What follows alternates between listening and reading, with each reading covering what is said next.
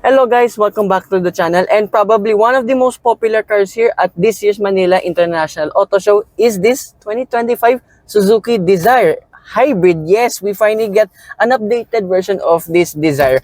Now, neat and grit powering this thing is a brand new 1.2-liter naturally aspirated 3-cylinder engine mated to a very small 0.072 kilowatt-hour battery that produces a combined output of 82 horsepower and 111 newton meters of torque. Now, mated sadly to CVT transmissions. I say sadly because the base model is also equipped with a CVT. But anyways, the design, it's still a notchback, but I do love all of the changes from the front. Looks a little bit more now like a smaller scaled version of the XL7, which is just right about to park beside me. And at the rear, this is what gives the Desire its unique look in the first place. For this top of the line model, now you get a ducktail spoiler to give it a more sporty look. I don't know why, but anyways, you still have the decent amount of boot space at 348 liters. And here in the interior, yeah, there's a lot of changes now. Now, this being the top of the line, again, you have a 9-inch infotainment system with Apple CarPlay, Android Auto, and a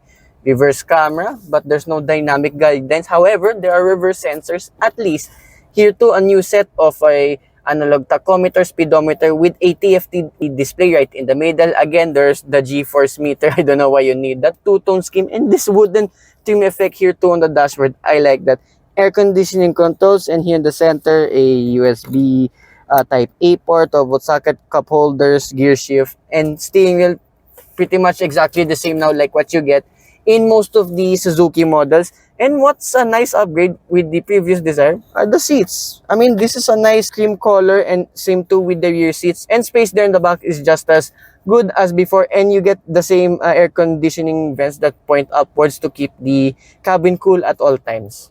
Alright, now let's go for a dive. And first impressions, now being a 3-cylinder engine, you can feel a lot of vibrations which is given, and having tracked an espresso itself, it's pretty much given.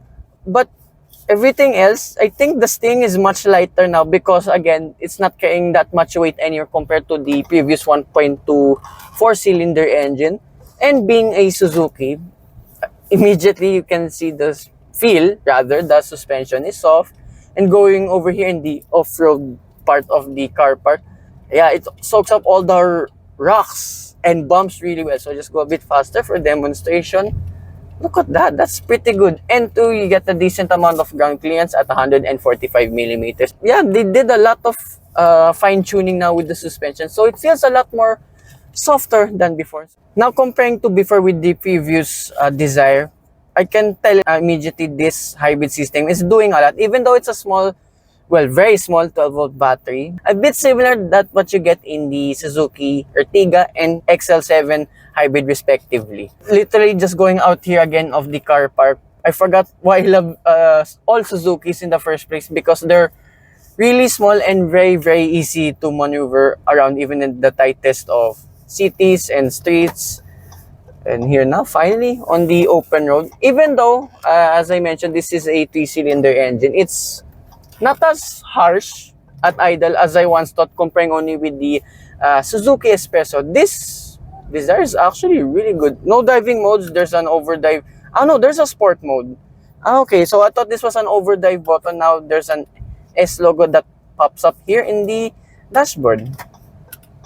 So even without the overdrive on, you can feel it's very hesitant to move forward because again, the assist of the hybrid system. Now let's try an acceleration test. Oh, that's okay. And sounds pretty fruity too, again, given the characteristics of 3-cylinder engines.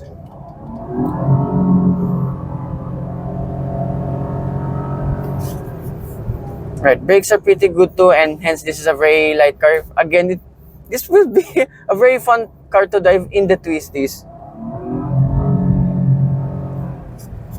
Right, and one nitpick only, there's no manual mode whatsoever. But again, I don't mind it. They sound way better than that of what you get with 4-cylinder ones. Okay, so the sport mode, the overdrive function, yeah, does a better job of the line. And handling, yeah, despite a very light steering setup, it's very fun to throw around in the corners and twisties and hopefully on the track. Now, you all know by now, I competed in a 2-hour endurance race using a Suzuki Espresso. I think this will still be a very fun car to drive on track. And again, one more time.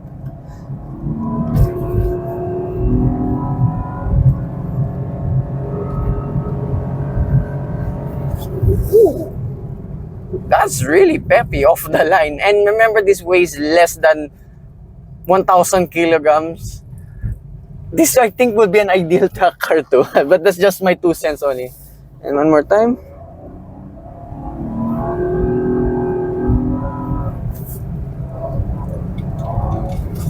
Whee! Bodily, not so much too. And it's a very small car. A sedan, rather too. Yeah, it's very fun. For the cost of all of this, remember, this is the top of the line brand. This stands at 990,000 pesos. Remember, there is a GL based model. Hopefully we can try that out soon on my channel. Again, I'd like to thank everyone here at Suzuki Philippines, here at the Manila International Auto Show, and to Miss Mary Joy of Suzuki. Suzuki Auto Show. There we go. So if you want to check out more of the Suzuki models, and again with the ever popular Jimny, you may highly check out their dealer. So hope you guys like and subscribe, and I will see you with more Suzuki reviews coming right up. Bye-bye.